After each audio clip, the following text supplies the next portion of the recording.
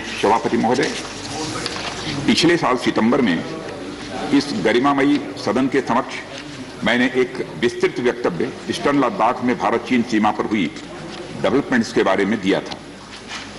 मैंने यह बताया था कि चीन द्वारा पिछले वर्ष अप्रैल मई 2020 के दौरान ईस्टर्न लद्दाख की सीमा के समीप भारी संख्या में शस्त्र बल तथा गोला बारूद आदि इकट्ठा कर लिया गया था।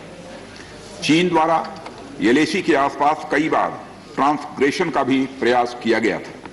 हमारी सशस्त्र सेनाओं ने उन सभी प्रयासों के दृष्टिगत उपयुक्त जवाबी कार्रवाई की थी। राष्ट्र के साथ इस सदन ने भी उन वीर भारतीय सैनिकों को श्रद्धांजलि दी थी जिन्होंने भारत की सीमा की रक्षा करते हुए अपना बलिदान दिया था।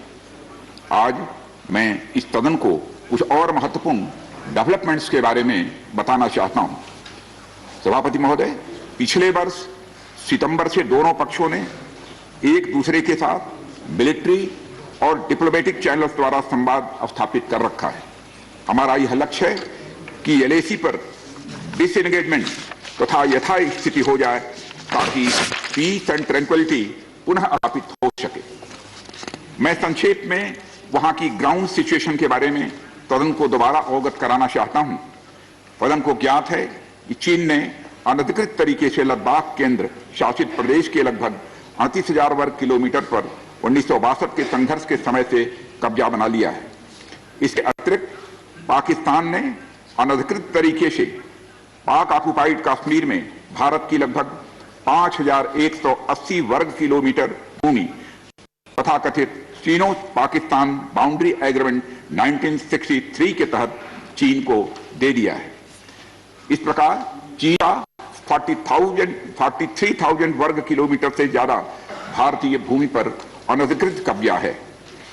चीन पूर्वी क्षेत्रों में भी अरुणाचल प्रदेश की सीमा पर करीब 90,000 वर्ग किलोमीटर 90,000 वर्ग किलोमीटर भूमि को अपना बताता है। भारत ने इन अनजस्टिफाइड क्लेम्स तथा अनधिकृत कब्जे को कभी भी स्वीकार नहीं किया है।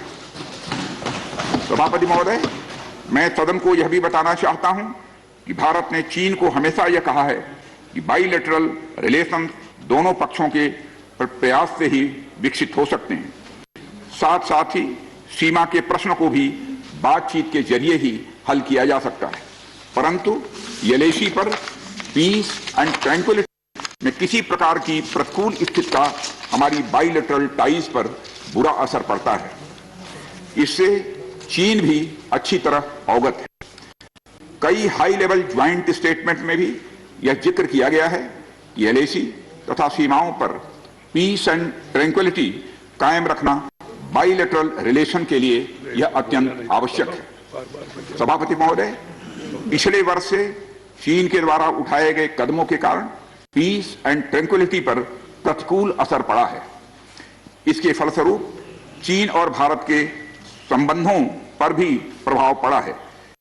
उच्च स्तर पर चीन के साथ कई बार बातचीत के दौरान, जिसमें मेरे द्वारा चीनी रक्षा मंत्री के साथ पिछले सितंबर की बैठक और मेरे सहयोगी विदेश मंत्री श्री जयशंकर जी की चीनी विदेश मंत्री के साथ तथा हमारे एनएसए श्री अजीत जी डोभाल की अपने चीनी काउंटर पार्ट के साथ बातचीत शामिल है। हमने स्पष्ट कर दिया है सभापति महोदय कि यह अत्यंत आवश्यक है कि एलएसी के सभी फ्रिक्शन पॉइंट पर डिसएंगेजमेंट किया जाए ताकि पीस एंड ट्रैंक्विलिटी पुनः स्थापित हो सके। सभापति महोदय, पिछले वर्ष मैंने इस सदन को अवगत कराया था कि एलएसी के आसपास ईस्टर्न लद्दाख में कई फ्रिक्शन एरियाज बन गए हैं। चीन ने बड़ी संख्या में सेना एवं गोला बारूद आदि एलएसी के आसपास तथा उसके पीछे अपने क्षेत्रों में इकट्ठा कर लिया है। हमारे सशस्त्र सेनाओं द्वारा भी भारत की सुरक्षा की दृष्टि से एडिक्वेट तथा इफेक्टिव काउंटर डिप्लॉयमेंट भी किए गए हैं। मुझे यह बताते हुए सभापति महोदय गर्व महसूस हो रहा है कि भारतीय सेनाओं ने इन सभी चुनौतियों का डटकर सामना किया है सभापति महोदय, तथा अपने शौर्य एवं बहादुरी का परिचय पेंगांग त्सो के साउथ एवं नॉर्थ बैंक पर है। सामरिक दृष्टि से महत्वपूर्ण कई क्षेत्रों को चिन्हित कर हमारी सेनाएं कई पहाड़ियों के ऊपर तथा हमारे दृष्टिकोण से उपयुक्त अन्य क्षेत्रों पर भी मौजूद हैं। भारतीय सेनाएं अत्यंत बहादुरी से लद्दाख की ऊंची दुर्गम पहाड़ियों तथा कई मीटर बर्फ के बीच में भी सीमाओं की रक्षा करते हुए अडिग हैं और इसी कारण हमारा एज बना हुआ है। सभापति महोदय, हमारी सेनाओं ने इस बार भी यह साबित करके दिखाया है कि भारत की संप्रभुता या अखंडता की रक्षा करने में वे सदैव हर चुनौती से लड़ने के लिए तत्पर हैं और अनवरत कर रहे हैं। सभापति महोदय, पिछले वर्ष से मिलिट्री एंड डिप्लोमेटिक लेवल पर चीन के साथ हमारा संबंध बना रहा है। इस बातचीत में हमने चीन को यह बताया है कि 3 सिद्धांतों के आधार पर हम इस समस्या का समाधान चाहते हैं। फर्स्ट, दोनों पक्षों द्वारा एलएसी को माना जाए और उसका आदर किया जाए। दूसरा, किसी भी पक्ष द्वारा यूनिलेटरली स्टेटस को बदलने का प्रयास न किया जाए। तीसरा, सभी समझौतों का दोनों पक्षों द्वारा पूर्ण रूप से पालन किया जाए। सभापति महोदय, फ्रिक्शन क्षेत्रों में डिसएंगेजमेंट के लिए भारत का यह मत है कि 2020 की फॉरवर्ड डिप्लॉयमेंट जो एक दूसरे के बहुत नजदीक हैं, वे दूर हो जाएं और दोनों सेनाएं वापस अपनी अपनी स्थायी या मान्य चौकियों पर वापस लौट गई। सभापति महोदय, बातचीत के लिए हमारी स्ट्रेटेजी तथा अप्रोच माननीय प्रधानमंत्री जी के इस दिशा निर्देश पर आधारित है कि हम अपनी 1 इंच जमीन भी किसी और को नहीं लेने देंगे। हमारे दृढ़ संकल्प का ही यह फल है कि हम समझौते की स्थिति पर पहुंच गए हैं। इन दिशा निर्देशों के दृष्टिगत सितंबर 2020 से लगातार मिलिट्री एंड डिप्लोमेटिक लेवल पर दोनों पक्षों में कई बार बातचीत हुई है कि इस डिसएंगेजमेंट का म्यूचुअली एक्सेप्टेबल तरीका निकाला जाए। अभी तक सीनियर कमांडर्स के स्तर पर 9 राउंड्स की बातचीत हो चुकी है। राजनयिक स्तर पर भी WMCC यानी working mechanism for consultation and coordination of India China border affair के तहत भी बैठकें होती रही हैं। सभापति महोदय, मुझे सदन को यह बताते हुए खुशी हो रही है कि हमारे इस अप्रोच तथा सस्टेन्ड टॉक्स के फलस्वरूप चीन के साथ पैंगोंग लेक के नॉर्थ एवं साउथ बैंक पर डिसएंगेजमेंट का समझौता हो गया है। और इस बात पर भी सभापति महोदय इस बात पर भी सहमत हो गई है कि पैंगोंग लेक से पूर्व पैंगोंग लेक से पूर्ण डिसएंगेजमेंट के 48 आवर्स के अंदर सीनियर कमांडर स्तर की बातचीत हो तथा बाकी बचे हुए मुद्दों पर हल निकाला जाए। सभापति महोदय, पैंगोंग लेक एरिया में चीन के साथ डिसएंगेजमेंट का जो समझौता हुआ है उसके अनुसार दोनों पक्ष फॉरवर्ड डिप्लॉयमेंट को phased, coordinated and verified manner में हटाएंगे। चीन अपनी सेना टुकड़ियों को नॉर्थ बैंक में फिंगर 8 के पूरब की दिशा की तरफ रखेगा और इसी तरह भारत भी अपनी सेना की टुकड़ियों को फिंगर 3 के पास अपने permanent base Dhan Singh Thapa post पर रखेगा। इसी तरह की कार्रवाई साउथ बैंक एरिया में भी दोनों पक्षों द्वारा की जाएगी। ये कदम आपसी समझौते के तहत बढ़ाए जाएंगे तथा जो भी निर्माण आदि दोनों पक्ष द्वारा अप्रैल 2020 से नॉर्थ एंड साउथ बैंक पर किया गया है उन्हें हटा दिया जाएगा और पुरानी स्थिति कायम कर दी जाएगी।